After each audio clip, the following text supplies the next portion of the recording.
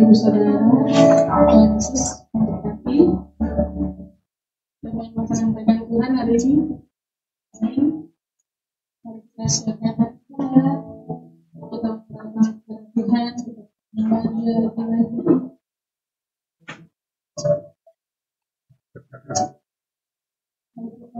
Momen pujian ini sungguh besar setia di sepanjang hidup kami. Besar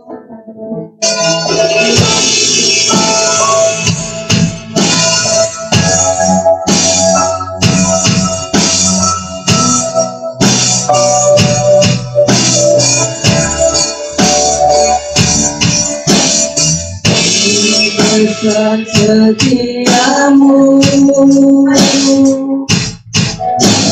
nyata di sepanjang hidupku, darahmu telah layakan kehidupanku.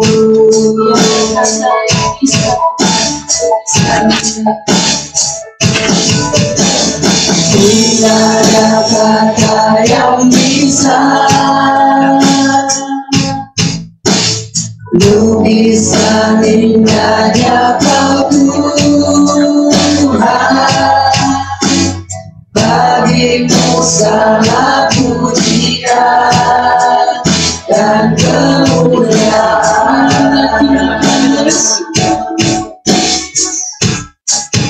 Ku inginkan Engkau Tuhan melebihi segalanya,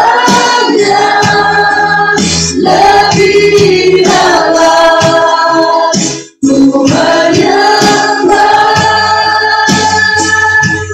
dalam roh dan kebenaran. Ku inginkan Engkau Tuhan melebihi segalanya, lebih dalam ku menyembah dalam roh dan kebenaran.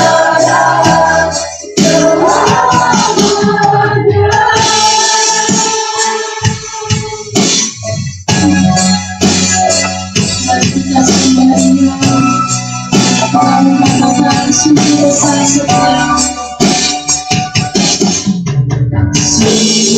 besar setiamu, nyata di sepanjang hidupku, darahmu telah layakan kehidupanku.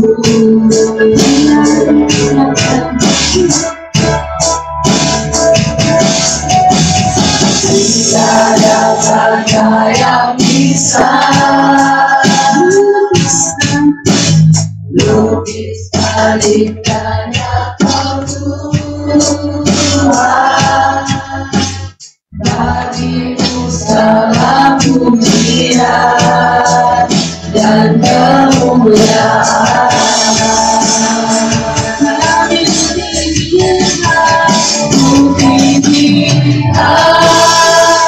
Engkau Tuhan melebihi segalanya, lebih dalam menyembah dalam roh dan kebenaran. Ku tinggikan Engkau Tuhan melebihi segalanya, lebih dalam ku menyembah dalam roh dan kebenaran.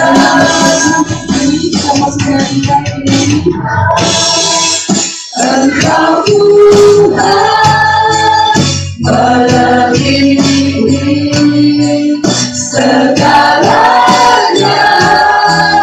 lebih dalam ku menyembah dalam roh dan kebenaran. Ku tinggikan Engkau Tuhan,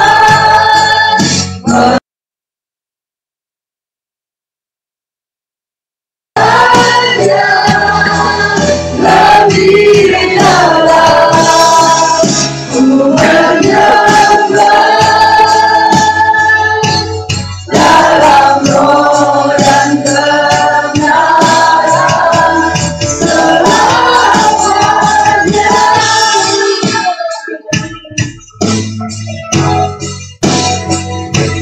Dalam roh dan kebenaran selamanya.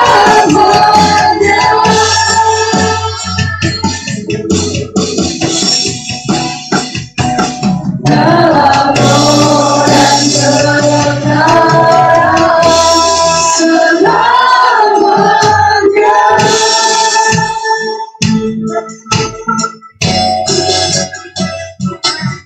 Tuhan Yesus, kami mengucap syukur Tuhan, kami masih bisa beribadah Tuhan pada pagi hari ini pada anugerah-Mu. Terima kasih Tuhan, Tuhan tolong pimpin Tuhan ibadah kami Tuhan dari awal berakhir. Biarlah nama-Mu saja yang tinggikan dimuliakan melalui pujian kami ya Tuhan. Tuhan dengan mengawal Tuhan anak-anak pun tempat ini dari barisan terdepan hingga terbelakang Tuhan. Biarlah hanya nama-Mu saja yang kami muliakan. Terima kasih Tuhan Yesus, dan Tuhan Yesus kami siap memuji. Haleluya, amin. Mari kita anak-anak hari ini haleluya Tuhan, mari kita berseparia, amin.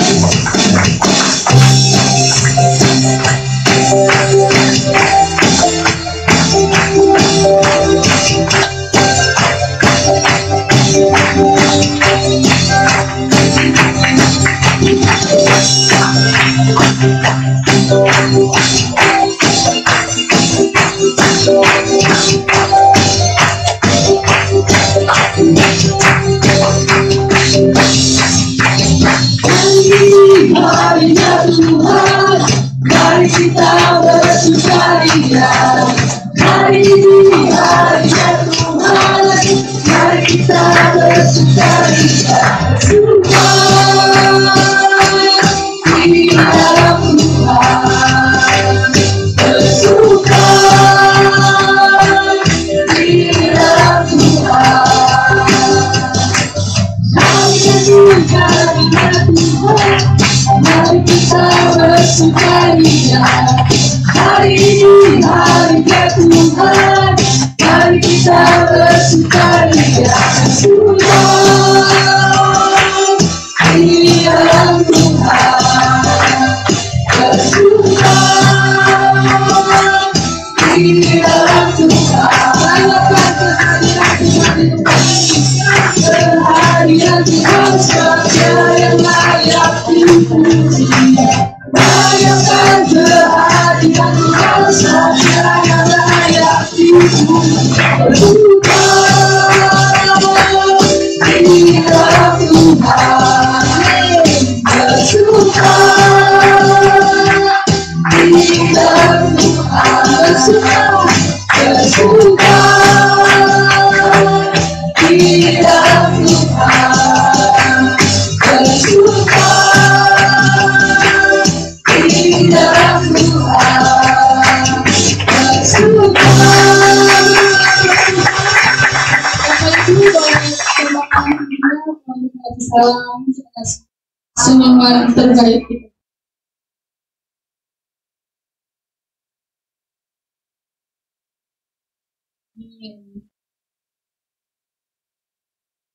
Mari semangat memuji nama Tuhan Bapak Ibu. Kita menyanyi lagi, kita mengatakan dari utara ke selatan, nama Yesus ini ditinggikan.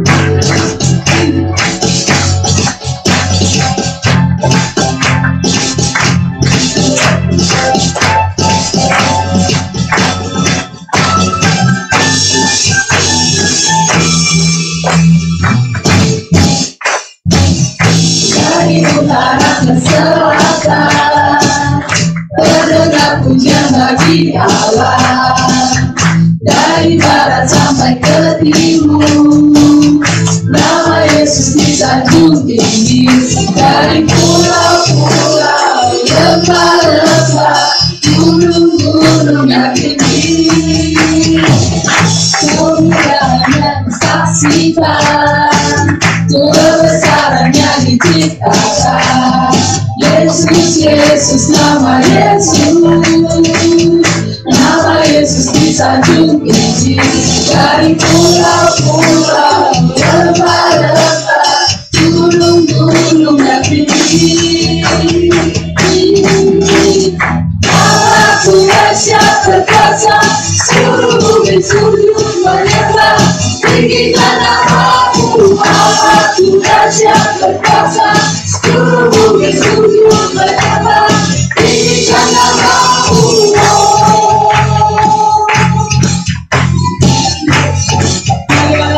Dari utara, selatan, dan barat, seluruh yang berbahagia.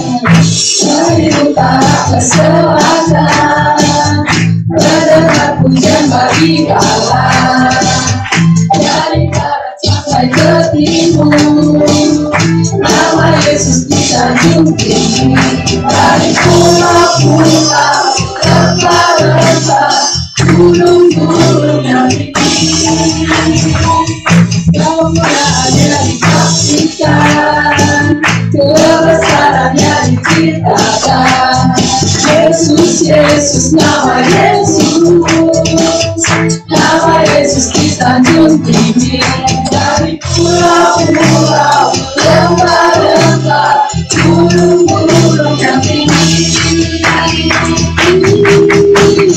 Allahku dahsyat perkasa, seluruh bumi sujud menyembah, tinggikan namamu. Allahku dahsyat perkasa, seluruh bumi sujud menyembah, tinggikan namamu. Allahku dahsyat perkasa, seluruh bumi sujud menyembah, tinggikan namamu. Allahku dahsyat perkasa, seluruh bumi sujud menyembah, tinggikan namamu.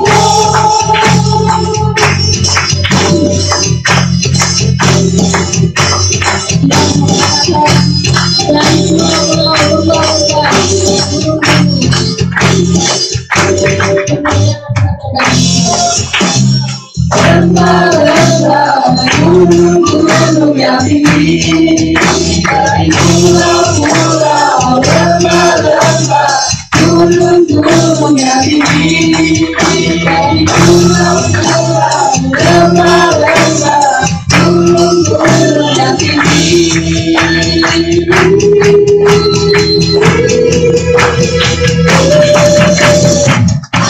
Aku dahsyat perkasa, seluruh bumi sujud menyembah, tinggikan namamu. Aku dahsyat perkasa, seluruh bumi sujud menyembah, tinggikan namamu. Aku dahsyat perkasa, seluruh bumi sujud menyembah, tinggikan namamu. Aku dahsyat perkasa, seluruh bumi sujud menyembah, tinggikan namamu.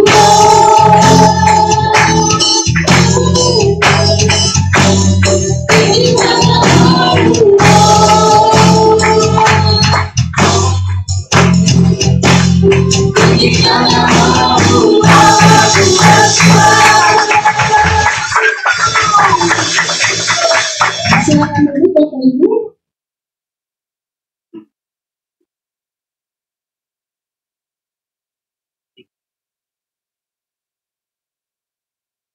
Kita siapkan hati kita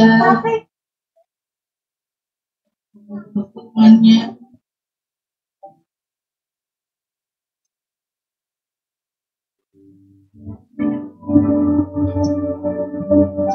Dan firman-Nya bahwa terkandung di hati yang subur kita lakukan di dalam kehidupan kita.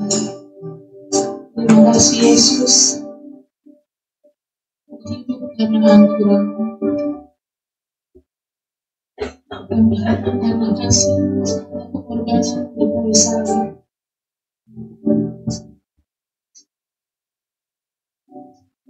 Kami menyatakan melalui pujian ini bahwa Engkau adalah alasan kami hidup, Tuhan.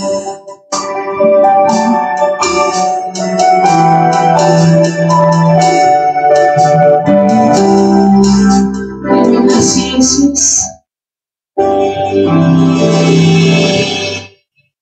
Hidup karena anugerah-Mu, tiada satu pun dapat ku banggakan, semua karena cinta-Mu. Ini hidupku, mimpi jalanku, kasih-Mu merubah hidupku. Kau memilihku, selamatkan hidupku, semua karena cinta-Mu.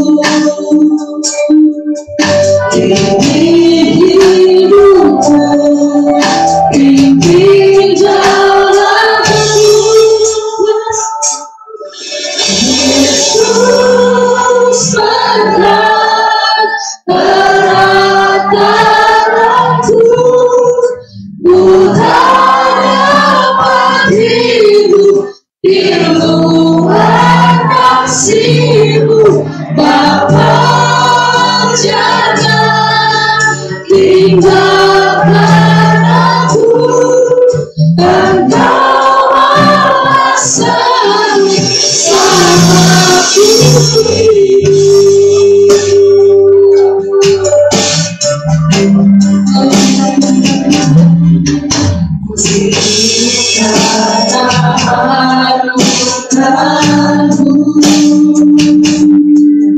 Tiada satu pun dapat ku banggakan, semua karena cinta-Mu.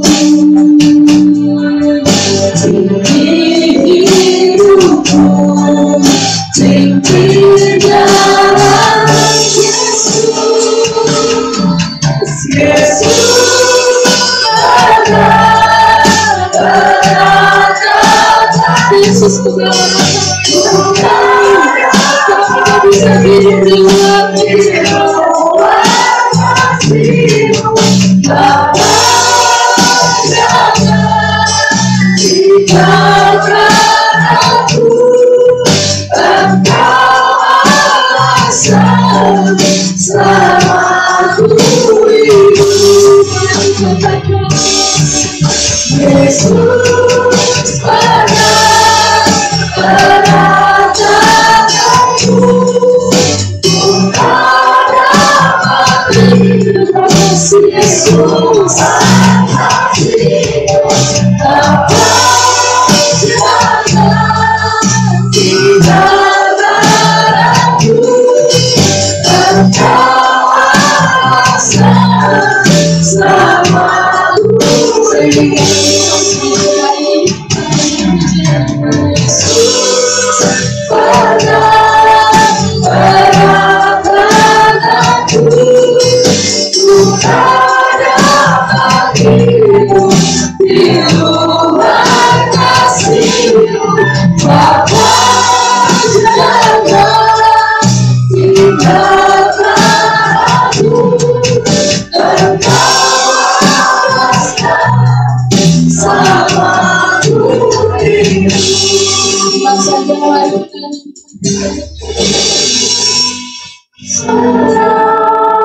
berat darahku, ku tak dapat hidup di luar kasih-Mu, Bapa. Jangan tinggalkan aku, Engkau alasan selamatku hidup. Yesus berat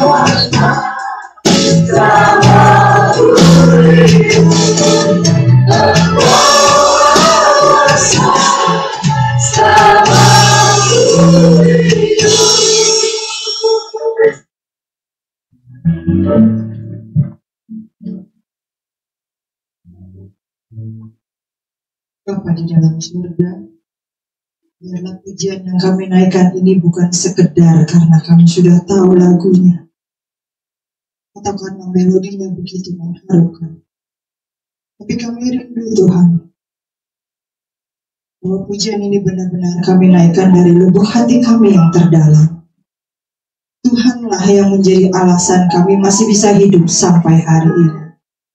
Tuhanlah yang menjadi alasan kami masih bisa tegak berdiri menjalani hari-hari kami sampai detik ini. Tuhan pula yang menjadi alasan pagi ini kembali kami berkumpul di rumah-Mu yang kudus. Karena kami tahu Tuhan, kami tidak berarti apa-apa tanpa Engkau. Kami tidak berdaya, kami kecil, kami lemah. Tapi kami punya juru selamat yang luar biasa. Dengan kesadaran itu Tuhan, kami bawa hati kami. Mari jamah hati kami Tuhan. Hancurkan kekerasan hati kami. Jadikan hati kami tanah yang subur.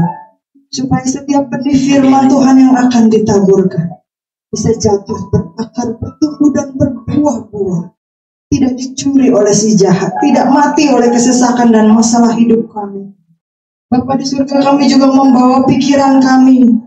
Biarlah segala kesombongan akan kecerdasan dan kepandaian kami dihancurkan pagi hari ini. Supaya talenta, pemikiran, hikmat Tuhan yang bisa turun menjadi milik kami. Dan pikiran kami diselaraskan dengan apa yang Tuhan mau. Tuhan, mari kuduskan ruangan ini. Baik lantai 1 ataupun lantai 2 sampai ke lantai 3. Di mana sekolah minggu diadakan. Tuhan kuduskan, Tuhan sucikan, dan biarlah Roh Kudus jamah setiap kami yang beribadah. Bahkan anak-anak sekolah minggu pun Tuhan jamah. Sehingga hidup kami bisa diubahkan. Semakin hari semakin serupa dengan Kristus Yesus. Hidup kami semakin berkenan kepada Tuhan. Dalam nama Yesus, kami sambut pemberitaan firman. Yang percaya bersama kita katakan, amin. Silakan duduk Bapak Ibu Saudara. Selamat pagi. Dan rasa kita sudah sampai di bulan Mei, bulan kelima di tahun 2025. Sudah banyak ya long weekend yang kita lewati, Bapak Ibu. Sudah banyak liburan ya. Kemarin masih ada long weekend lagi, dan kalau nggak salah minggu depan ya masih ada long weekend lagi ya. Dengan Waisak dan sebagainya. Hari ini saya ingin kita melihat, pernah gak sih kita merasa Tuhan itu jauh dari kita? Ada lagu di zaman dulu, dia hanya sejauh doa. Katanya kalau banyak doa, banyak berdoa. Sedikit doa, sedikit tidak berdoa, tidak ada berkat.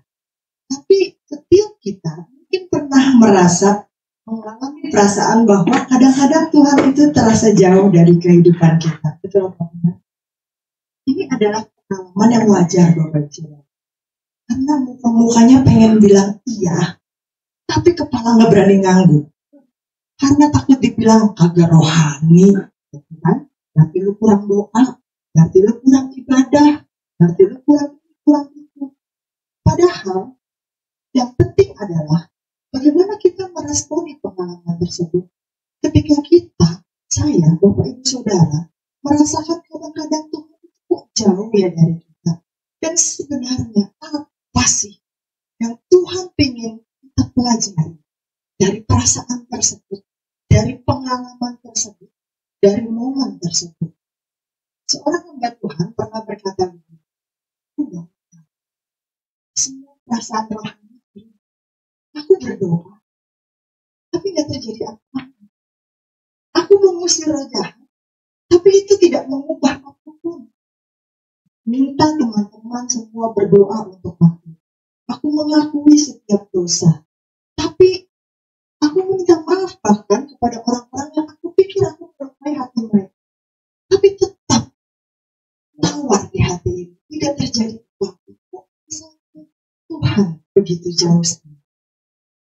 Slide-nya belum jalan ya. Sudah harus sampai di mana ya?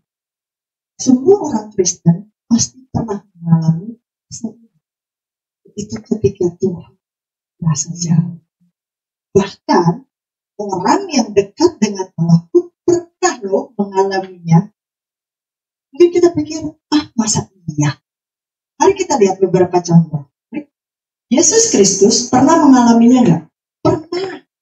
Waktu di Taman Getsemani, dia berdoa sehingga keringatnya itu berubah menjadi darah. Bukan seperti darah, tetapi memang pembuluh darahnya itu karena dia begitu stres, depresi, frustrasi, pembuluh darah itu pecah dan yang mengalir adalah darah, bukan seperti darah. Dan terlebih di atas kayu salib, ketika di dalam Markus 15 ayat 34, dan pada jam 3 berserulah Yesus dengan suara nyaring, Eloi, Eloi, lama sabachthani. Artinya apa? Allahku, Allahku, mengapa kau meninggalkan? Yesus saja kurang rohani apa, Bapak Ibu Saudara? Dia pernah merasakan perasaan yang jauh dari Allah Bapa. Oh ya, itu Yesus. Oke. Daud juga mengalami hal yang sama. Daud yang seringkali dikatakan sahabat Allah, a man after God's own heart, yang hatinya begitu melekat kepada Tuhan, begitu berkenan kepada Tuhan, begitu akrab dengan Tuhan. Tapi Daud juga pernah loh merasa jauh dari Tuhan, merasa Tuhan kok seolah-olah meninggalkan dia. Mazmur 10 ayat yang pertama berkata apa? Yuk kita baca sama-sama. 1, 2, 3. Mengapa engkau berdiri jauh-jauh ya Tuhan, dan menyembunyikan dirimu dalam? Daud merasa Tuhan meninggalkan dia ketika dia susah. Contoh lain lagi. Ayo, orang paling saleh di dalam kisah Alkitab, orang paling saleh di tanah kelahirannya. Di dalam seluruh pergumulannya, kalau Bapak Ibu Saudara baca 30 pasal kitab Ayub, Tuhan tidak pernah berkata satu huruf pun. Tuhan tidak pernah merespons, Tuhan tidak pernah berbicara. Pada waktu itu, justru Ayub sedang menderita kusta. Apalagi ditinggalkan oleh istrinya, soulmate-nya. Lalu kemudian anaknya 10 orang tewas dalam waktu yang bersamaan. Kehilangan anak satu aja, orang tua sedihnya luar biasa. Ini 10-10-nya tewas berbarengan. Ada 10 peti mati di hadapannya. Lalu kemudian nggak cukup sampai di situ, harta kekayaannya lenyap. Mungkin masih ada teman-teman, mungkin masih ada sahabat, mungkin ada support system, tapi ternyata 4 orang sahabatnya pun menunjuk-nunjuk dia, menghakimi dia, ngejudge dia. Lu sih kurang persembahannya, lu sih kurang doa, lu sih gak tulus melayaninya, lu sih begini, lu sih ada dosa kali, lu sih. Lebih mudah menunjuk ketika orang sedang susah. Itulah manusia. Susah lihat orang senang, senang lihat orang susah. Yang kayak gitu bertobat ya Bapak Ibu Saudara. Jangan ada di jemaat kita, jangan ada di gereja kita. Ayub 23 ayat 8 sampai yang ke-10. Yuk kita baca sama-sama. 1, 2, 3. Sesungguhnya kalau aku berjalan ke timur, ia tidak ada di, atau ke barat, tidak kudapati dia. Di utara ku cari dia, ia tidak tampak. Aku berpaling ke selatan, aku tidak melihat dia, karena ia tahu jalan hidupku. Seandainya ia memuji aku akan timbul seperti. Pada waktu kesesakan itu, ketika dia ada di titik terendah, justru Ayub pengennya Tuhan itu mendekat kepada dia, memeluk dia, menolong dia, menguatkan dia. Ayub ingin merasakan kehangatan, tapi saat itu Tuhan justru seolah-olah. Pertanyaannya, kenapa sih dengan semua contoh tadi, dengan perasaan yang kita alami, dengan momen yang kita lewati, kenapa Tuhan bisa terasa jauh dari kita? Apakah benar Tuhan meninggalkan kita? Atau mungkin ada hal lain? Mengapa Tuhan bisa terasa jauh sekali dari kita? Yang pertama, karena dosa-dosa kita. Mazmur 26 ayat 2, yuk kita baca 1, 2, 3. Pujilah. Oh ini gak ada. Harus dibuka berarti Bapak Ibu Saudara. Mazmur 26 ayat yang kedua. Kalau gitu dibuka sama-sama. Karena keasikan lihat di layar, poin aja mau dibaca sebagai ayat, ketahuan. Nah, kitabnya ada Mazmur 26 ayat 2. Udah ketemu semua? 1, 2, 3. Ujilah aku dan cobalah aku, selidikilah. Masih ingat lagu zaman dulu? Nah, langsung pada nyanyi. Ujilah aku. Nyanyinya enak ya Bapak Ibu Saudara ya. Tapi kalau diuji beneran, dicoba beneran, diselidikin beneran, tar dulu Tuhan, kan antri katanya ya, yang ladies first dulu Tuhan, gitu kan. Tar dulu Tuhan, belakang saya duluan, saya mah ngalah aja, belakangan gak apa-apa. Tapi giliran nyanyi enak. Kita harus cek diri kita, periksa diri kita, introspeksi kita sendiri yang harus ngecek. Karena biasanya kalau orang lain yang nunjuk jadi tercolek awalnya, lama-lama tersinggung, lama-lama nggak bertobat yang kayak gitu. Jangan bangga ya, jangan senang bertobat. Jadi kita cek diri kita sendiri, introspeksi. Apakah Tuhan menjauh dari kita? Tuhan seolah-olah terasa jauh karena dosa dan kebandelan kita sendiri. Sebenarnya Tuhan tetap ada di situ, tapi terhalang oleh dosa dan kebandelan kita sendiri. Marganya namanya ban. Ban.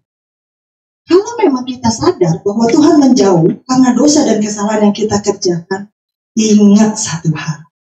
Tuhan selalu bersedia mengampuni orang yang berdosa. Tapi orang yang berdosa itu harus datang bertobat kepada Tuhan, karena Tuhan selalu menunggu, tidak pernah pergi menjauh, tidak pernah bergeser dari kita, dan orang berdosa itu harus menembus batasnya, datang bertobat kepada Tuhan.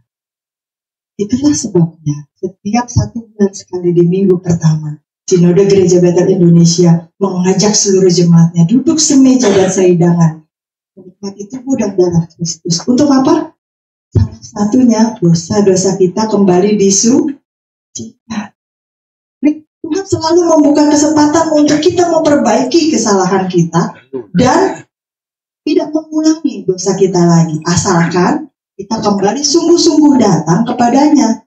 Dia pulihkan sesuai dengan rencananya. Tapi pertanyaannya, mau datang atau tidak? Bapak Ibu Saudara bisa menikmati tubuh dan darah Kristus. Bapak Ibu Saudara bisa menikmati perjamuan kudus karena Bapak Ibu Saudara hadir di tempat ini, bukan? Kalau ini sudah disediakan, tapi Bapak Ibu Saudara tetap memilih untuk tinggal di rumah, apakah bisa menikmati hal ini? Tidak bisa, karena perjamuan kudusnya ada di gereja, ibadahnya ada di gereja. Bapak Ibu Saudara tetap tinggal di rumah. Tubuh dan darah Kristusnya ada di sini, sudah disediakan. Yesus membuka tangannya untuk kita memperbaiki kesalahan kita, untuk mengampuni kita. Tapi kalau kita tidak datang ke dalam pelukannya, tidak kembali ke hadiratnya, kita tidak bisa menikmati pengampunan itu. Bukan Yesusnya yang tidak mengampuni, kitanya yang tidak datang. Bukan perjamuan kudusnya yang tidak ada, kitanya yang tidak hadir itu. Hakim-Hakim 13 ayat 1 sampai yang ke-25 menceritakan bahwa Manoah dan istrinya, ini tentang Simson ya, adalah pasangan yang mandul. Lalu malaikat Allah datang dan menubuatkan tentang lahirnya Simson. Tadi ada slide tentang Simson yang udah keduluan, ya betul. Yang akan menjadi nasir Allah. Tugasnya apa? Membela bangsa Israel dari Filistin, musuh bebuyutannya. Tapi kemudian ternyata apa yang direncanakan Allah berbeda dengan apa yang dikerjakan oleh Simson. Simson yang harusnya tumbuh menjadi seorang yang heroik, seorang pahlawan, seorang yang luar biasa, ternyata tumbuh menjadi seorang playboy, Bapak Ibu Saudara. Pikirannya hanya satu, nafsu terhadap perempuan. Sehingga dia sering mengumbar emosinya, mudah tantrum, ngereok kalau bahasa zaman sekarang, mudah marah tanpa terkendali, padahal kekuatannya itu kekuatan yang luar biasa. Dia memukul, dia bertindak dengan bengis, sesuai dengan moodnya saja, sesuai dengan perasaannya, dia umbar emosinya. Bayangkan, Bapak Saudara pernah nonton film Hook ya? Tahu ya? Bayangkan kalau Hook itu mampu dengan kekuatan luar biasa. Mungkin Simpson seperti itu aslinya. Orang tidak tahan dihina. Orang yang membalas kejahatan lebih dari yang dilakukan orang kepadanya. Simpson adalah orang yang mengikuti emosi dan nafsunya tanpa peduli kepada siapapun. Tapi dengan seluruh dengan seluruh red flag-nya itu, pada akhir hidupnya, ketika Simpson bertobat, apa yang terjadi? Tuhan menjawab pertobatan. Tuhan menjawab komitmen di akhir hidupnya. Pada waktu itu Simpson bertobat kepada Tuhan ketika matanya sudah buta karena dicungkil. Dia ditempatkan di tengah-tengah di antara dua tiang untuk berdiri. Karena menjadi bahan tontonan, bahan guyonan orang-orang Filistin. Rambutnya yang menjadi rahasia kekuatannya itu sudah digunting sehingga dia menjadi orang biasa saja. Dia menjadi budak biasa, dia ditampilkan, dihadirkan untuk diledek-ledek. Dan pada saat itu dia berdoa kepada Tuhan. Di detik terakhir dari hidupnya, dia minta Tuhan mengampuni dia. Dan Tuhan mengabulkannya. Kekuatannya dikembalikan saat itu juga. Dia bisa merobohkan tiang yang menjadi sandaran untuk dia berdiri. Dan kemudian semua orang Filistin yang hadir di gedung itu mati ketimpa darah Tuhan. Termasuk Simpson. Tapi dia bertobat dan Tuhan mengampuni. Akhirnya apa? Simpson dimasukkan sebagai pahlawan rohani. Ibrani 11 ayat 32, yuk kita baca. Ibrani 11 ayat 32, 1, 2, 3. Dan apakah lagi yang harus aku sebut? Sebab aku akan kekurangan waktu apabila aku hendak menceritakan tentang Gideon, Barak, Simpson, Yefta, Daud, dan Samuel, para nabi, dan seterusnya. Nama Simpson, orang berdosa itu, orang yang pikirannya cuma tentang nafsu terhadap perempuan, orang yang tidak hidup sesuai dengan rencana Allah, orang yang menggunakan kekuatannya sesuai dengan moodnya saja. Ketika pada akhir hidupnya, dia kembali kepada Tuhan, Tuhan mengampuni.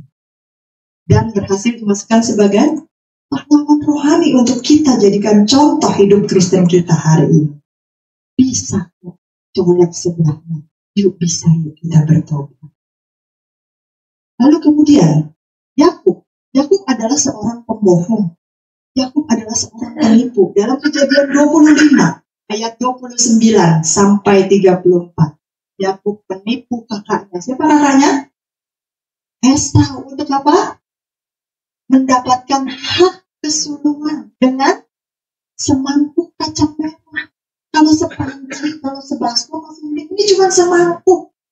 Lalu kemudian dalam Kejadian 27 ayat 1 sampai yang ke-40, Yakub menipu lagi. Kali ini siapa yang ditipu? Ishak, bapaknya yang ditipu. Untuk apa? Mendapatkan berkat kesulungan. Orang yang seperti ini seringkali kita bilang gak kartu mati. Jangan dijadiin teman. Bakalan ciao terus. Habis ngechat dia ciao. Bakalan nipu terus. Dia nama belakangnya Tipsani. Tipu sama sini. Tapi ketika Yakub bertobat, memohon kepada Tuhan untuk memberkatinya, sampai akhirnya Tuhan memberkati, mengubah hidupnya, mengubah namanya dari Yakub yang artinya licik menjadi Israel, kekasih Allah, pejuang Allah. Kisahnya dalam Kejadian 32 ayat 25 sampai 31. Bisa kok kita berubah kalau kita mau kembali kepada Tuhan dan bertobat. Lalu kemudian masuk ke zaman perjanjian baru. Petrus. Bapak Ibu Saudara masih ingat siapa Simon Petrus? Satu dari antara 12 murid Yesus yang terdekat. Ketika Tuhan Yesus ditangkap, lalu dihadapkan ke imam besar Kayafas, Petrus ngapain? Menyangkal gurunya. Berapa kali? 3 kali. Sebelum atau sesudah ayam berkokok? Sebelum atau sesudah? Ada yang tanya, emang ayamnya berkokok ya? Lu gak tahu lu ayamnya berkokok. Ada lagi yang lebih parah nanyanya, emang ada ayamnya ya? Bukan anjing yang menggonggong ya? Yakin itu ayam yang berkokok. Dia menyangkal Yesus, gurunya. Ya 3,5 tahun tiap hari 24/7, 24 jam 7 hari seminggu, bareng-bareng, makan bareng, tidur bareng. Dia lihat dengan mata kepalanya sendiri bagaimana Yesus melakukan mujizatnya. Dia harusnya bisa kuat imannya, tapi pada saat itu ketika gurunya ditangkap, Petrus menjadi pengecut. 3 kali dia sangkal gurunya. Lalu kemudian ayam berkokok. Yesus sudah membuatkan itu. Waktu Yesus bilang, kamu akan menyangkal aku 3 kali sebelum ayam berkokok. Petrus mungkin dalam hati, gak mungkin. Aku cinta mati kok sama guruku. Aku mengagumi kok. Aku padamu guru. Mungkin dia berkata seperti itu. Tapi ternyata terjadi apa yang Yesus membuatnya. Tapi akhirnya apa? Ketika Petrus bertobat, Tuhan memulihkan Petrus dan berkomitmen setia. Pada hari Pentakosta, apa yang dikerjakan? Petrus berkhotbah. 1 kali berkhotbah. Berapa orang bertobat? 3.000 orang bertobat. Dan masih terus berlanjut. Itu baru 1 kali khotbah. Belum yang di follow up dan seterusnya. Jadi 3.000 plus. Hari Pentakosta. Artinya apa? Ketika Petrus itu bertobat, kembali kepada Tuhan, Tuhan mau mengampuni dan memulihkan. Pakai dia lagi. Tuhan gak kapok. Udah deh. Asal tahu aja. Cukup deh. Tuhan tidak seperti itu. Kisah Rasul 2 ayat 41 berkata apa? Orang-orang yang menerima perkataannya itu, perkataan siapa? Petrus. Memberi diri dibaptis. Dan pada hari itu jumlah mereka bertambah kira-kira 3.000 jiwa. Menerima apa yang Petrus katakan. Karena apa? Tuhan sudah mengampuni dia dan memperlengkapi dia kembali. Tuhan gak bilang, lu pengecut. Udah lah. Kartu mati gak bisa berubah, tidak. Selama kita kembali kepada Tuhan, dosa kita pasti diampuni. Hidup kita dipulih. Selalu ada pengampunan dan kesempatan. Termasuk buat saya, Bapak Ibu dan Saudara. Tapi kemudian yang kedua, kenapa? Terkadang Tuhan terasa begitu jauh dari kita. Nah ini, mungkin bukan karena dosa kita. Kalau kita sudah introspeksi diri, kita merasa sudah aman. Kita cek semua sesuai firman Tuhan, berjuang dan berusaha hidup. Mungkin yang kedua adalah ujian iman kita. Ketika kita diperhadapkan dengan ujian iman kita dengan berbagai hal, sebenarnya apa sih yang Tuhan mau? Tuhan pengen kita tetap percaya dan yakin kepadanya, meskipun kadang-kadang Tuhan terasa begitu, meskipun doa kita belum dijawab, meskipun penyakit kita belum disembuhkan, meskipun Matius, Markus, Lukas, Yohanes belum melirik kita, meskipun anak kita yang udah kepala 3, kepala 4 belum dilamar orang, Tuhan pengen kita tetap percaya kepadanya. Bapak Ibu Saudara, ketika kita mendapatkan apapun yang kita minta dalam doa, sangat mudah sekali untuk bilang, haleluya, puji Tuhan, enak ya jadi orang Kristen, kesaksian. Tapi kalau sudah berdoa 20 tahun, penyakit kita tidak ada tanda-tanda untuk sembuh sama sekali. Sudah keliling ke dokter hampir seluruh dunia, bahkan kelihatan semakin memburuk. Masih bisakah kita bilang, imanku tetap kepada Yesus? Masih bisakah kita bilang, haleluya, puji Tuhan, tetap percaya Tuhan itu Maha Penyembuh? Tuhan menguji apakah kita masih percaya, apakah kita masih taat, apakah kita masih setia kepadanya walaupun keadaan yang kita hadapi, fakta yang kita hidupi tidak sesuai dengan apa yang kita harapkan atau kita doakan. Itu namanya ujian. Anak-anak sekolah, kalau dibilang mau ujian, kalau zaman dulu yang ditanya adalah, kasih bocoran dong Pak, Bu Guru, soalnya apa? Itu kalau zaman saya. Tapi kalau anak sekarang, lebih kreatif Bapak Ibu Saudara. Mereka nggak butuh soal. Jawabannya yang ditanya Bapak Ibu Saudara. Karena apa? Soal kan pasti dapat nanti dibagiin. Tapi jawabannya itu yang diperlukan. Karena nggak dikasih kan begitu. Apakah kita mau menerima hal-hal yang baik saja dari Tuhan? Apakah kita ikut Tuhan karena Tuhan baik? Bagaimana kalau misalnya anak-anak kita sayang sama kita, hanya karena setiap permintaan mereka kita kabulkan. Lalu sedikit saja dinasehati, sedikit saja ditegur, langsung ngambek, langsung bilang mama jahat, papa nggak sayang, aku nggak mau sayang lagi, mau pindah aja ke rumah tangga sebelah yang baik terus. Gimana perasaan kita sebagai orang tua? Kalau kita bisa membayangkan hal tersebut dan bisa bilang, ya kan nggak mungkin kita baikin anak terus, nggak mungkin semua keinginannya kita turutin, pasti kita juga bisa mengerti bagaimana hati Bapa di dalam surga. Bahwa tidak semua doa kita dituruti. Tuhan ingin kita semua lulus dari ujian iman kita. Amin. Menunjukkan kepercayaan kita yang sungguh-sungguh, bukan saat keadaan baik saja. Habakuk bilang apa? Yuk kita baca Habakuk 3 ayat 17 sampai yang ke-18. 1, 2, 3. Sekalipun pohon ara tidak berbunga, pohon anggur tidak berbuah, hasil pohon zaitun mengecewakan, sekalipun ladang-ladang tidak menghasilkan bahan makanan, kambing domba terhalau dari kurungan, dan tidak ada lembu sapi dalam kandang. Namun aku akan bersorak-sorak di dalam Tuhan, beria-ria di dalam Allah yang iman kita orang Kristen harusnya seperti ini. Bukan iman yang karena Tuhan memberkati, maka saya percaya. Karena Tuhan kabulkan doa saya, maka saya ikut Yesus. Bukan iman yang karena, tapi iman yang sekalipun doa saya belum dijawab, sekalipun penyakit saya belum disembuhkan, sekalipun Tuhan terasa jauh, aku akan bersorak-sorak di dalam Tuhan yang menyelamatkan. Amin, Bapak Ibu Saudara.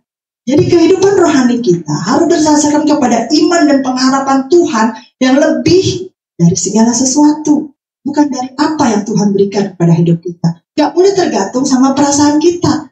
Karena perasaan kita ini mudah berubah. Sebentar 5 menit kita masuk gereja ini lagi senang-senang. Tiba-tiba kaki kita keinjak, kita jadi bete, kita jadi bad mood. Atau mungkin kita ingat di rumah, kompor belum dimatiin. Lalu kita jadi tidak konsentrasi. Perasaan ini bisa jadi tenang, bisa jadi tidak tenang. Kalau kita hanya mengikuti perasaan kita saja, mungkin seringkali ketika kita menyembah Tuhan, mood-moodan. Lagi mood ke gereja datang deh, lagi mood berdoa, doa deh, lagi mood ibadah, ibadah deh. Hari-hari lainnya, lagi gak mood Tuhan, nanti ya kapan ibadahnya? Tunggu moodnya datang. Mungkin gak setiap hari loh kita merasakan kedekatan dan kehangatan dengan Allah. Gak setiap doa loh kita menangis. Gak setiap pujian yang kita naikkan kita merasakan keharuan. Tapi kita harus tetap menjaga relasi dengan Tuhan. Tetap berdoa, tetap memuji dan menyembah. Contohnya saja Bapak Ibu Saudara. Dengan pasangan kita, Bapak Ibu Saudara sudah menikah, boleh angkat tangan? Belum ada yang nikah di sini? Si jomblo semua kayaknya gitu ya. Si Tuhan, haleluya. Kita boleh adakan acara kebersamaan untuk mencari pasangan begitu ya. Yang sudah menikah boleh angkat tangan.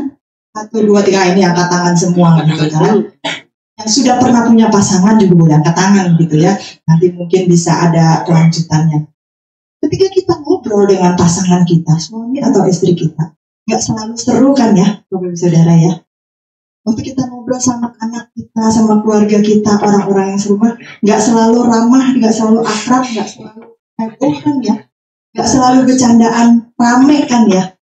Kadang-kadang garing, kadang-kadang cuma basa-basi. Tapi, apakah ketika lagi gak seru, lagi gak heboh, lagi gak rame, terus kita pikir, gak seru. Besok mau ngobrol lagi deh sama anak. Besok mau ngomong lagi deh sama suami. Besok bisa bicara lagi sama istri. Apakah kita berpikir seperti itu? Tentu tidak. Besok kita ngomong lagi sama suami kita. Besok kita bercanda lagi sama anak kita. Besok kita ngobrol lagi sama keluarga kita. Lebih jauh sedikit. Bapak Ibu Saudara yang punya teman akrab, atau sekarang teman nongki, bestie, hopeng, apapun lah istilahnya itu. Genggong, segala macam begitu ya. Waktu kita lagi kumpul bareng teman-teman terdekat kita, nggak selalu seru kan ya. Kadang garing, kadang jadi konflik, kadang jadi berantem. Tapi ntar bulan depan toh ketemuan lagi. Hubungan kita dengan Tuhan harusnya seperti itu, Bapak Ibu Saudara. Kalau kita bisa memaklumi sesama kita, keluarga kita, pasangan kita, teman nongkrong kita, teman sekantor kita, dan sebagainya. Kita tetap berkomunikasi, tetap menjaga relasi. Kenapa dengan Tuhan kita tidak lakukan hal yang sama? Mesti doa deh, lagi gak mood. Tapi sama teman kita gak mood, tetap kita datang nongkrongannya, tetap kita WA, tetap kita rame di grup. Nah, pertanyaannya sekarang, apa yang harus kita lakukan kalau memang kita merasa Tuhan jauh dari kita?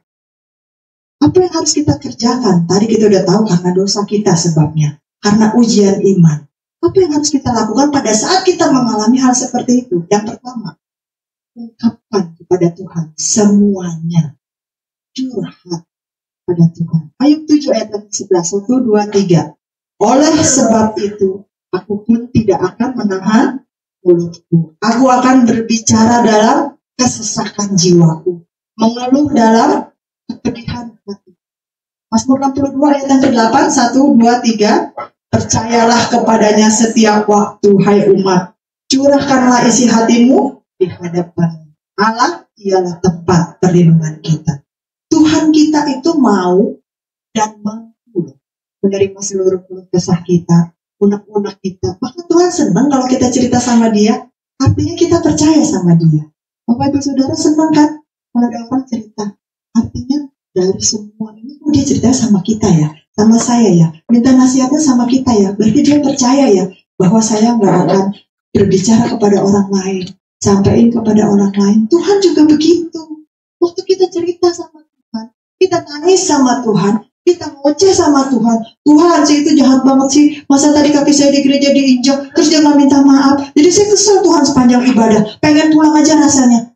Hal-hal sederhana, hal-hal receh, remeh seperti itu aja, Tuhan mau kok dengerin.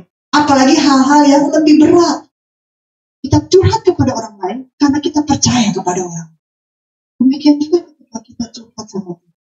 Tuhan senang karena kita percaya. Tapi seringkali kita lupa sama hal ini. Kita lupa bahwa kita punya Tuhan yang selalu standby, mau dan mampu mendengarkan curhatan kita. Seringkali ketika ada masalah kita malah panik. Mau cerita sama siapa ya? Hubungin siapa ya?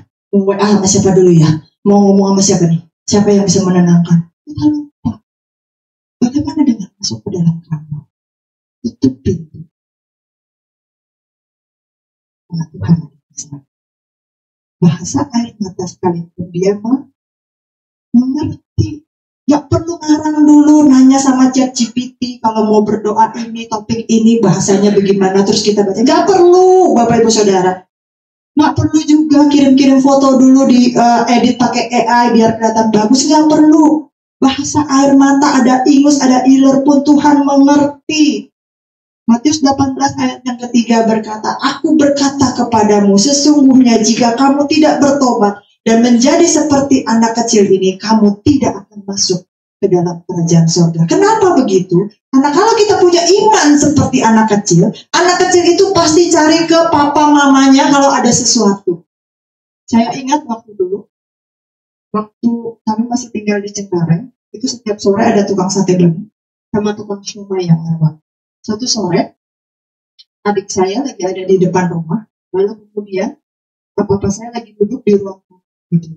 Nah, adik saya ada di halaman begitu ya, kan ada gerbangnya. Tukang siomay lewat. Dek, mau beli siomaynya dek, karena yang lewat ya itu aja begitu kan.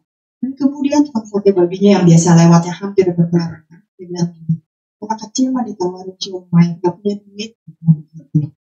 Tapi jawaban dari tukang siomay ini, dia bilang gini, anaknya mau gak punya duit, kan ada bapak emaknya di dalam. Bapak Ibu Saudara mengerti, kalau anak ini mau siomay, dia akan lapor ke dalam. Di dalam ada papa dan mamanya. Kita juga punya bapak. Bukan cuma soal urusan siomay aja. Mau makan siomay, tiba-tiba tinggal, Bu, saya bikin siomay, silahkan cobain ya. Pernah ngalamin hal seperti itu? Yang membuat kita terharu makan siomaynya sambil nangis ke bawah. Siomay aja Tuhan perhatiin loh. Pengen makan siomay. Bukan karena gak bisa beli, Bapak Ibu Saudara. Tapi kita terharu tetap hal-hal receh remeh seperti itu pun Tuhan perhatikan. Oleh sebab itu pikiran kita harus diubah ke sisi sebaliknya. Kalau hal remeh seperti itu aja Tuhan perhatikan, apalagi hal-hal yang lebih besar, apalagi hal-hal yang lebih penting, apalagi hal-hal yang lebih menyesakan buat kita. Cerita sama dia pasti peduli. Iman kita seperti anak kecil, jangan berputar-putar di padang pasir seperti bangsa Israel yang panik, tapi bilang ke dalam Bapa di surga, komunikasikan sama dia. Kemudian yang kedua, ingat lagi janji Tuhan. Dulu zaman-zaman banyak sekian tahun yang lalu, ada iklan di televisi yang semua pasti ingat, begitu kan? Nah sekarang juga saya mau pinjam supaya Bapak Ibu Saudara juga bisa mengingat. Ingat, tapi bukan kampanyenya, janji Tuhan. Yesaya 41 ayat yang ke-10, yuk kita baca sama-sama. 1, 2, 3. Janganlah takut sebab aku menyertai engkau. Janganlah bimbang sebab aku ini Allahmu. Aku akan meneguhkan, bahkan akan menolong engkau. Aku akan memegang engkau dengan tangan kananku yang membawa. Jika kita merasa seolah-olah Tuhan jauh, ingatkan jiwa kita bahwa Tuhan itu sebenarnya ada kok di dekat kita. Ingatkan jiwa kita bahwa Tuhan itu tidak pernah bergerak sedikit pun. Tapi terkadang Tuhan tanda petik sengaja membuat kita tidak merasakan kehadiran. Karena dia pengen melatih iman kita. Dia pengen melatih kesetiaan kita. Sehingga apa? Dalam keadaan baik, tidak baik, kita bisa tetap percaya kepada Tuhan. Ingat sajak footprints atau jejak kaki? Masih ingat ya sajak yang terkenal itu? Ada 2 pasang jejak kaki ketika seorang berjalan di pantai. Lalu dia berjalan bersama dengan Tuhan. Langit cerah, angin sepoi-sepoi, lautan yang tenang, dan udara begitu nikmat sekali. Ada 2 pasang. Lalu kemudian dia berjalan sepanjang pantai. Ketika memasuki area yang terjal, berbatu-batu tajam, laut mulai naik bergelora, langit mulai menghitam, angin mulai kencang, dan sangat tidak nyaman, keadaan yang menyeramkan. Ketika dia menoleh ke belakang, tinggal berapa jejak kakinya? Tinggal 1 pasang. Tadi ada 2 pasang. Lalu kemudian hal yang paling mudah dan manusiawi yang seringkali saya, Bapak Ibu Saudara kerjakan, apa di dalam kesulitan?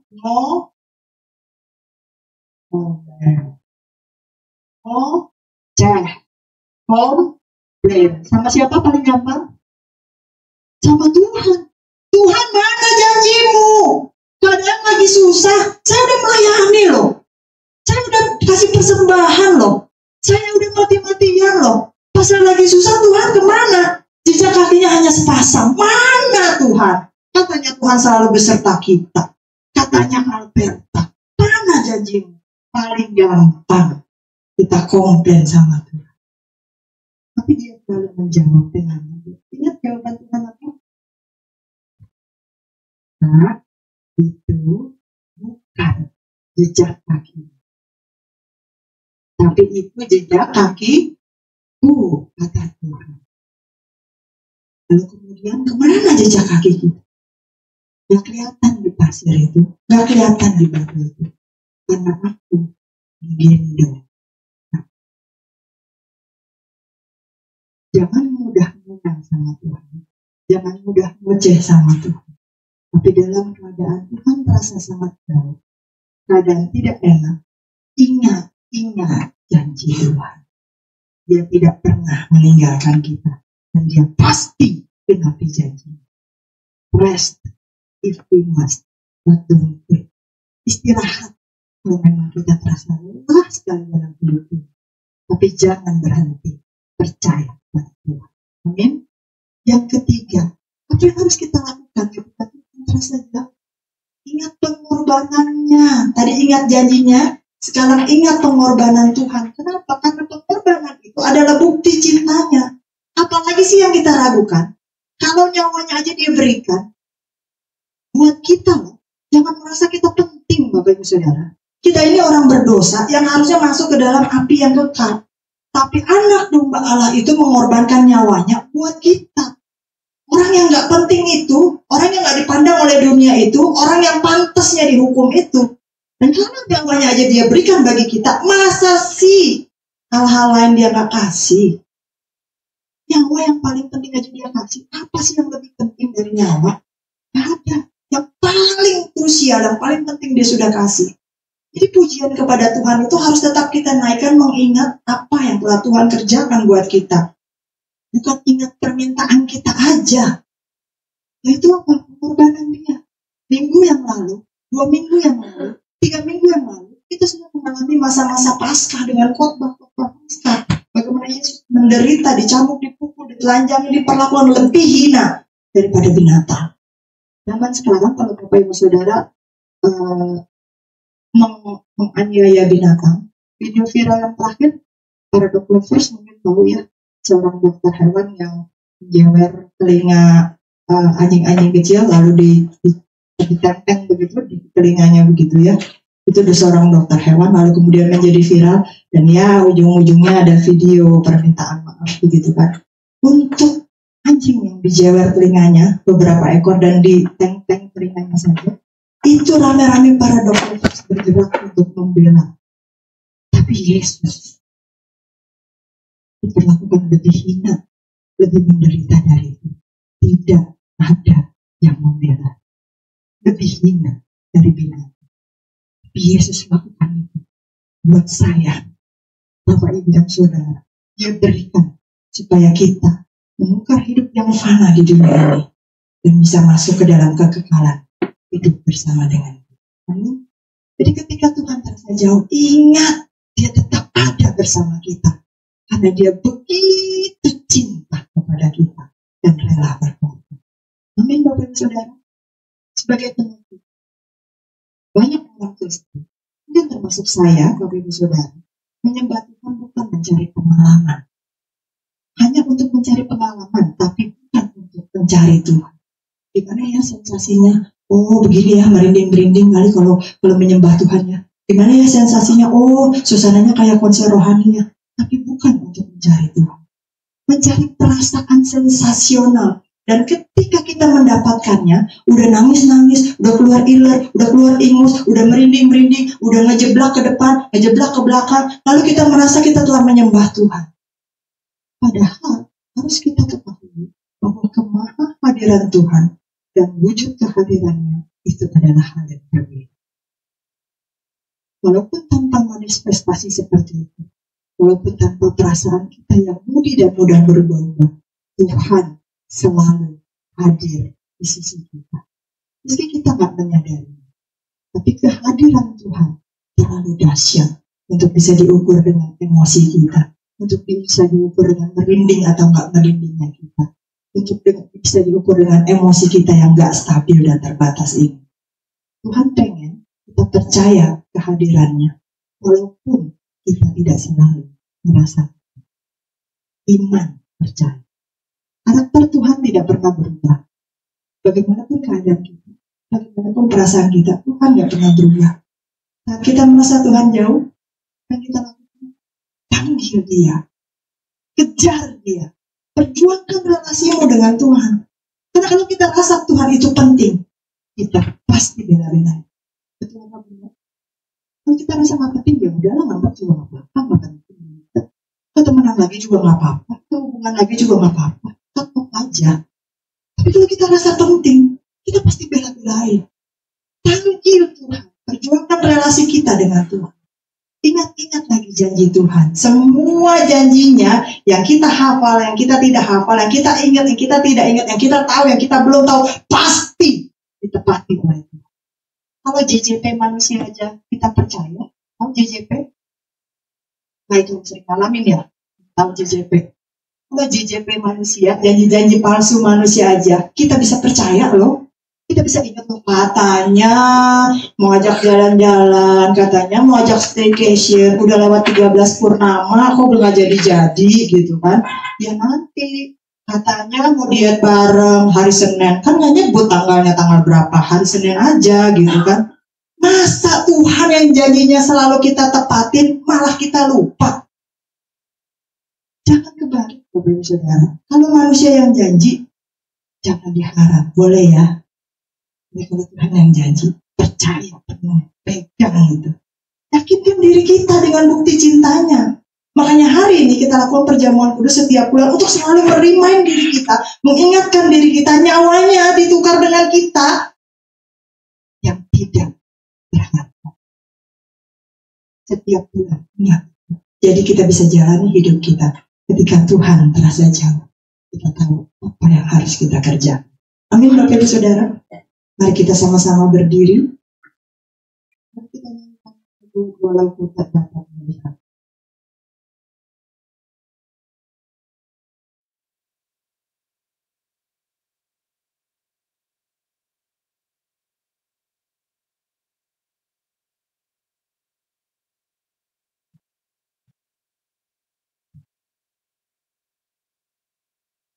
Walau tidak dapat melihat semua rencana-Mu Tuhan, hatiku tetap memandang-Mu.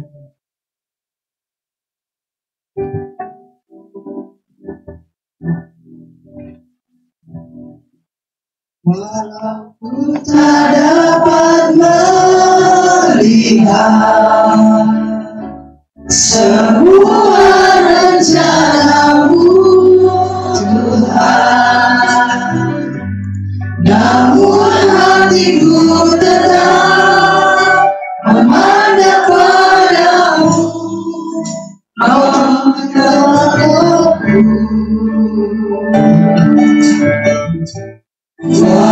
ku tak dapat atas kenyataan hidupku, namun hatiku tetap memandang padamu.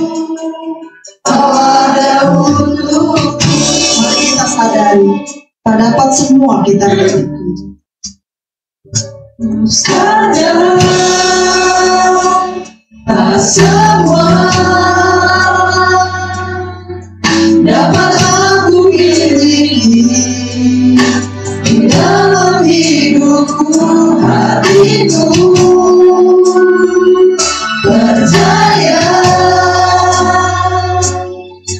rencanamu bagiku adalah yang terbaik. Walau ku tak dapat melihat semua rencana-Mu Tuhan, namun hatiku tetap memandang padamu. Kau ada untukku. Walau ku tak dapat berharap atas kenyataan hidupku, namun hatiku tetap memandang padamu. Kau ada sekali lagi dalam hidupku, walau ku tak dapat melihat. Walau ku tak dapat melihat semua rencana-Mu Tuhan, namun hatiku tetap memandang padamu. Kau untuk langkahku. Walau ku tak dapat berharap atas kenyataan hidupku, namun hatiku tetap memandang padamu. Ada untukku. Bapa kami di dalam surga, hari ini kami belajar apa yang harus kami lakukan ketika kami merasa seolah-olah Tuhan terasa jauh. Hari ini kami diajar bahwa ternyata bukan hanya kami yang mengalaminya. Banyak tokoh-tokoh Alkitab pun pernah mengalaminya. bahkan orang-orang yang dekat rohaninya dengan Tuhan. Mungkin karena dosa kami, mungkin karena ujian ini, tapi kami juga diajar bahwa relasi kami penting dengan Tuhan. Itulah sebabnya kami mau kejar Engkau. Kami mau tetap bersekutu, beribadah. Kami tetap mau berdoa. Kami tetap mau baca firman-Mu. Kami tetap mau bina relasi kami dengan Tuhan. Bukan tergantung dari mood kami, Tuhan. Bukan tergantung dari apakah doa kami dikabulkan atau tidak. Bukan tergantung dari apakah penyakit kami disembuhkan atau tidak. Bukan tergantung dari apakah fakta yang harus kami hidupi itu dirubahkan sesuai dengan keinginan kami atau tidak. Tetapi walaupun doa kami belum dijawab, kami tetap mau percaya kepada Tuhan. Walaupun penyakit kami belum kelihatan disembuhkan dengan baik, kami tetap mau percaya kepada Tuhan. Walaupun fakta dan masalah tantangan penderitaan di dalam hidup kami kelihatan belum ada jalan keluar, kami tetap mau berpegang kepada janji-janji Tuhan. Walaupun Tuhan terkadang merasa jauh, kami tetap mau mendekat kepada Tuhan. Terima kasih Bapak, Engkau penting di dalam hidup kami. Itulah sebabnya pagi ini kami sangat bersyukur bisa duduk semeja dan sehidangan dengan Engkau, Kepala Gereja yang agung. Kami bisa manunggal kembali, bersatu kembali dengan tubuh dan darah Kristus. Karena kami percaya Tuhan, dosa-dosa kami yang merah seperti kirmisi akan disucikan kembali dengan darah Kristus. Kami diberikan kekuatan, pengharapan yang baru dengan tubuh Kristus yang menyatu dengan diri kami. Terima kasih Tuhan. Kami akan menjalani atau menerima sakramen perjamuan kudus-Mu ini dengan penuh rasa syukur. Dalam nama Yesus kami berdoa. Amin. Bapak Ibu Saudara silakan duduk. Saya mengundang para pelayan perjamuan untuk menempati posisinya. WL bisa melanjutkan dengan pujian yang sudah dilatih.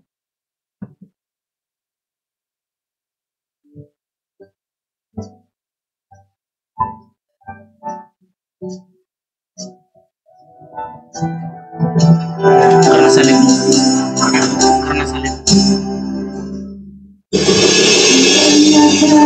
Tuhan di hidupku, Kau berikan hidup yang baru.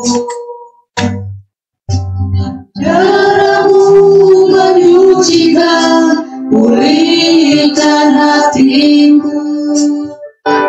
Menyatakan Kaulah segalanya. Kaulah sumber pengharapan. Kuasa-Mu sanggup menyembuhkan. Jiwaku berserah hanya kepada-Mu. Yesus Kaulah segalanya. Karena salib-Mu ku hidup. Karena salib-Mu ku menang. Engkau yang berkuasa, sanggup untuk melakukan mujizat-Mu. Karena salib-Mu ku hidup. Karena salib-Mu ku menang. Engkau yang berkuasa, sanggup untuk melakukan mujizat-Mu. Boleh kita sama-sama berdiri? Katakan sekali lagi karena salib-Mu.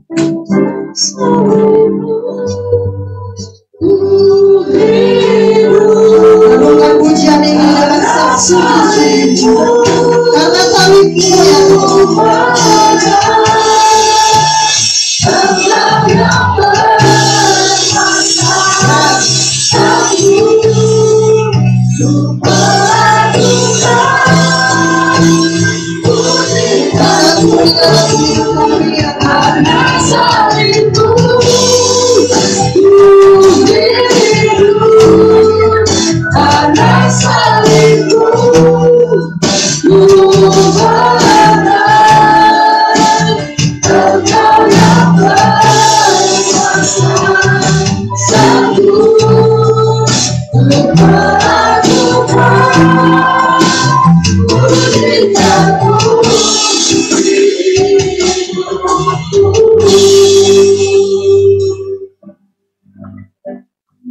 Dengan penuh percaya seperti pujian yang kita naikkan, mari kita pegang tubuh Kristus dengan tangan kanan kita dan angkat lebih tinggi dari kepala kita sebagai tanda kita menghormatinya. Sebab apa yang telah kuteruskan kepadamu telah aku terima dari Tuhan, yaitu bahwa Tuhan Yesus pada malam waktu ia diserahkan mengambil roti, dan sesudah itu ia mengucap syukur atasnya. Ia memecah-mecahkannya dan berkata, "Inilah tubuhku yang diserahkan bagi kamu. Perbuatlah ini menjadi peringatan akan aku." Mari kita makan dengan percaya dalam nama Yesus.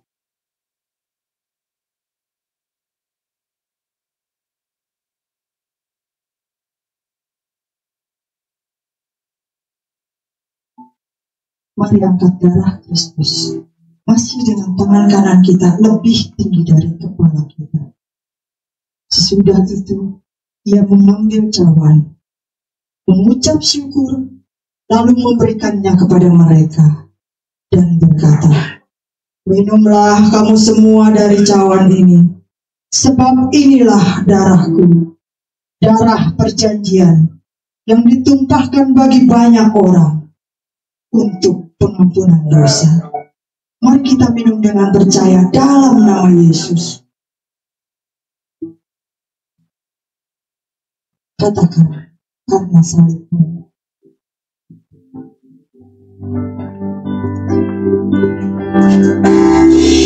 Karena salibmu, ku hidup. Karena salibmu,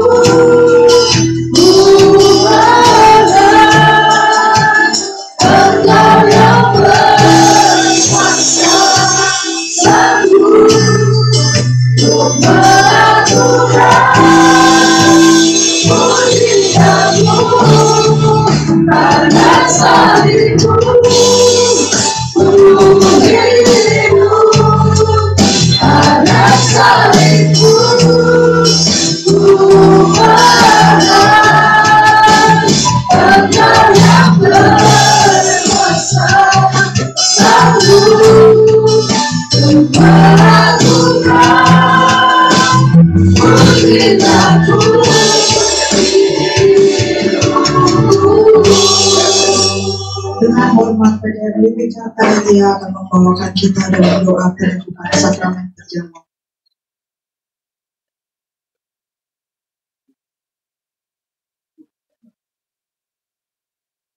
Mengucap syukur dan terima kasih untuk sakramen perjamuan kudus pada hari ini, pada saat ini.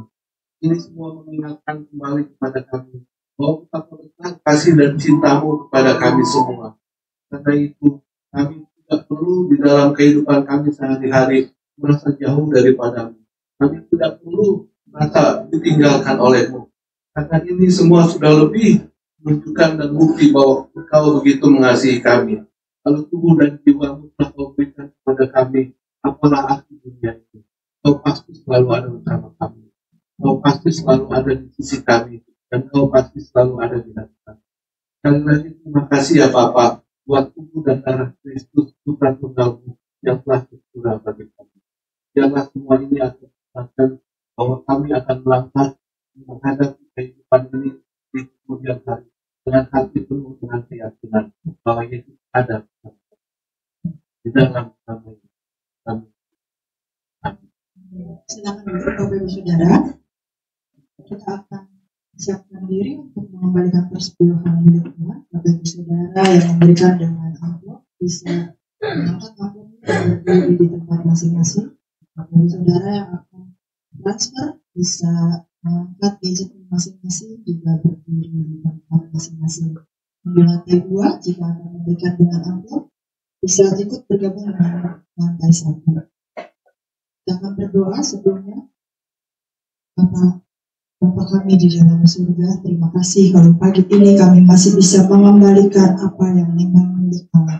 Kami percaya Tuhan kami bisa melakukan hal ini dengan kerelaan hati, karena Tuhan sudah terlebih dahulu memberkati kami. Tuhan sudah terlebih dahulu menyediakan kami. Bahkan Tuhan sudah terlebih dahulu mencukupkan seluruh kebutuhan kami sesuai dengan apa yang Tuhan janjikan. Biarlah hari ini Tuhan kami bisa melakukannya dengan satu motivasi yang benar, satu motivasi yang tulus, bahwa kami mau taat kepada firman Tuhan. Kami mau rela melakukannya, bukan untuk hal-hal yang lain. Terima kasih Tuhan, kami juga percaya Tuhan memberikan kami hikmat untuk mengelola sisanya, untuk kesejahteraan hidup kami, dan juga untuk kemuliaan nama Tuhan. Dalam nama Yesus kami berdoa. Amin. Saya kembalikan kepada WL. Silakan dari sebelah kiri saya.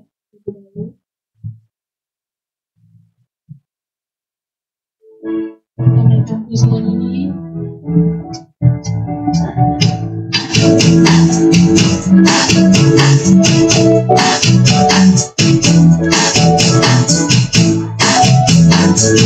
Sungguh bangga Bapa punya Allah seperti Engkau. Sungguh bangga Yesus atas segala pengorbananmu. Tak ingin aku hidup lepas dari kasih-Mu. Kasih-Mu menyelamatkan dan hidupku pengharapan. Diriku mengatakan apa yang aku miliki memang tiada berarti bila dibanding dengan kasih-Mu. Namun ku ingin dengan sukacita di hati, karena ku tahu ini menyenangkan hati-Mu. Sungguh ku bangga Bapa punya Allah seperti Engkau. Sungguh ku bangga Yesus atas segala pengorbananmu. Dari aku lepas dari kasih-Mu. Kasih-Mu menyelamatkan dan hidupku pengharapan. Diriku mengatakan apa yang aku miliki memang tiada berarti bila dibanding dengan kasih-Mu. Namun ku ingin memberi dengan sukacita di hati, karena ku tahu ini menyenangkan hati-Mu. Karena ku tahu ini menyenangkan hati-Mu. Karena ku tahu ini menyenangkan hati-Mu. Tetapi selanjutnya kepada Jawabta saya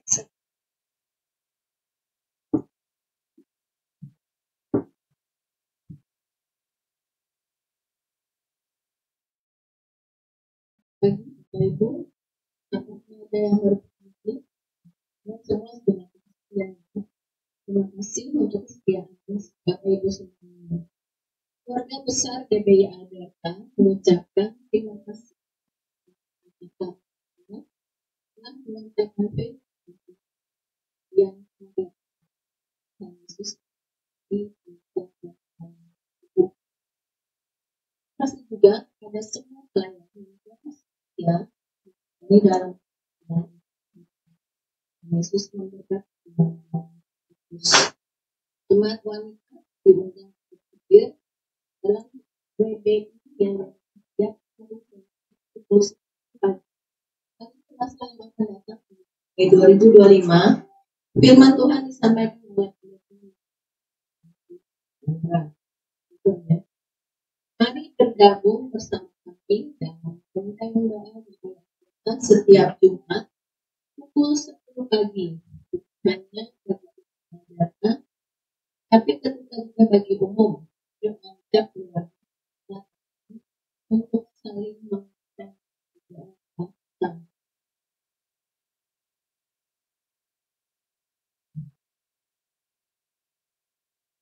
Kaum muda diajak untuk hadir setiap hari Sabtu sore jam 6 sore dalam komunitas Youth Team.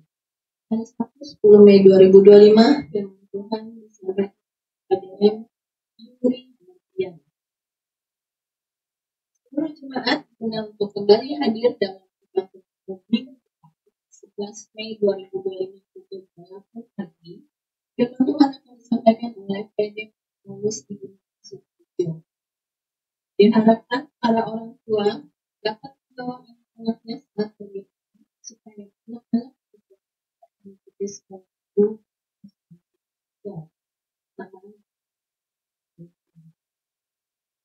Keluarga besar GBL datang mengucapkan dan menggunakan pada Diaken Sadrak Sugiarto dan Esther Astriana tepat hari ini. Dan Yesus memberkati. Untuk jangan lupa tetap satukan hati berdoa bagi gereja kita Alberta, bangsa dan negara kita setiap malam jam 9. Dimanapun kita berada, mari luangkan waktu berdoa sejenak agar pemulihan terjadi bagi gereja kita Alberta dan NKRI. Jangan bosan-bosan untuk mengajak dan mengingatkan keluarga, teman, atau saudara beribadah bersama di Gereja Alberta. Bisa melalui kunjungan. Tetaplah ikuti kegiatan gereja kita GBI Alberta melalui warta digital yang dikirimkan di WA Group GBI Alberta. Setelah ibadah ini diharapkan Bapak Ibu tidak beranjak pulang dulu karena ada perkataan dari Sadrak Sugiarto. Dan Ibu Wiwin, terima kasih untuk berkatnya pagi ini. Dan Bapak Ibu juga berdiri.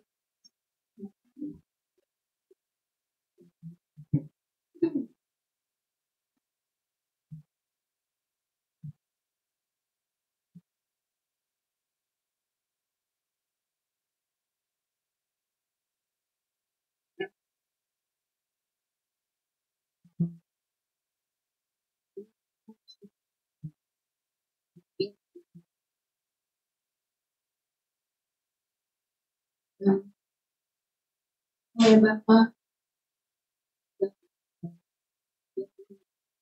tambang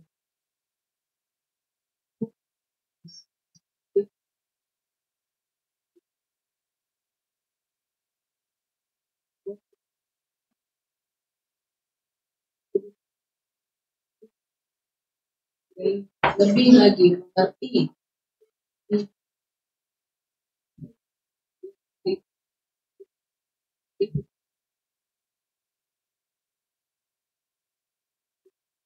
sejauh doa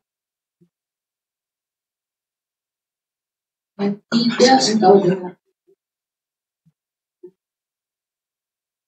Baik ya Bapak,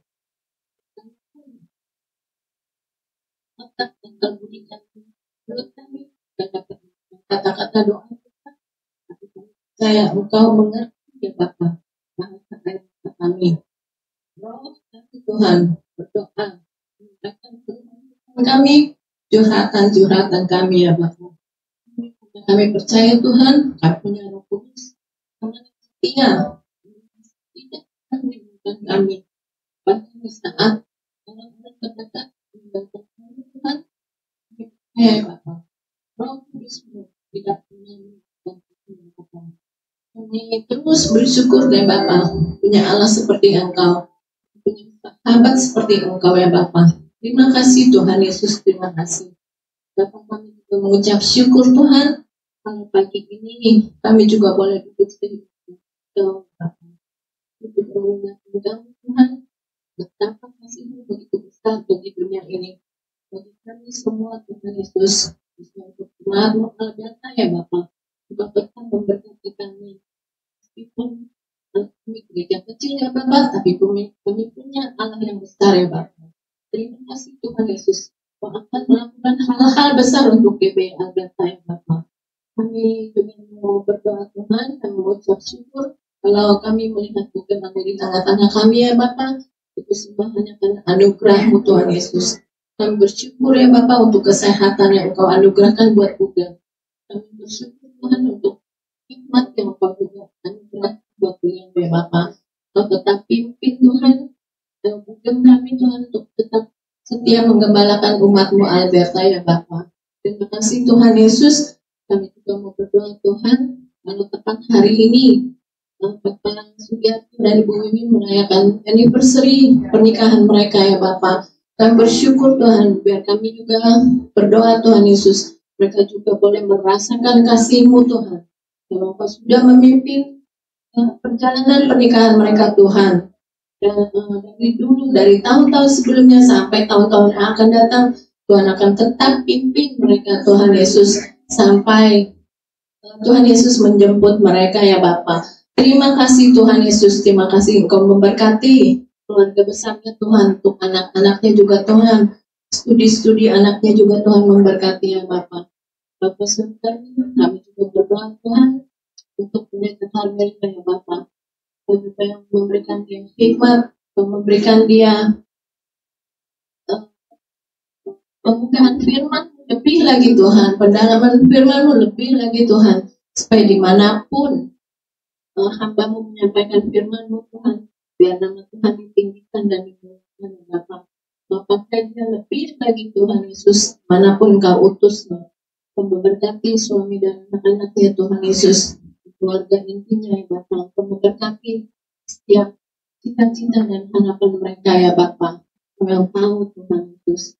Bapa surgawi, kami juga mau berdoa Tuhan untuk seluruh umat-Mu Alberta ya Bapa. Kami bersyukur Tuhan untuk jemaat yang setia ya Bapa. Meskipun kami bukan gereja besar, tapi kami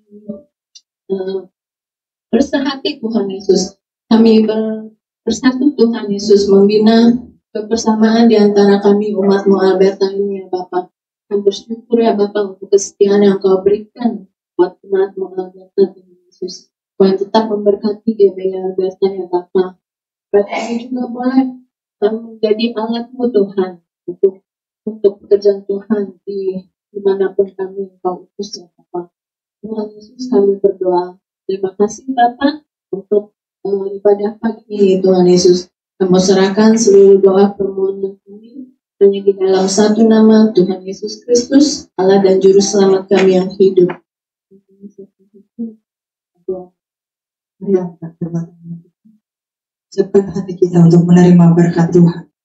Dialah kekuatan Simson, kebijaksanaan Salomo, sabaran Ayub, iman Abraham, inspirasi Daniel, ketulusan Esther, keberanian Daud, kesalehan Henokh, kelembutan hati Musa, ketaatan Yosua, kesetiaan Ruth, sukacita Habakuk, turun menjadi bagian dari setiap kita yang hadir pagi hari. Maka sekarang turunlah atas kita semua sekalian kasih karunia dari Allah Bapa kita di dalam surga, pengampunan dan kekuatan dari Tuhan Yesus Kristus Juru Selamat kita, damai sejahtera, sukacita, pimpinan dan penyertaan dari Roh Kudus turun menyertai setiap langkah kita, mulai dari saat ini sampai Tuhan Yesus datang yang kedua kali menjemput kita semua di atas awan-awan. Kita yang tetap percaya dan setia kepadanya. Dalam nama Yesus, terimalah. Haleluya.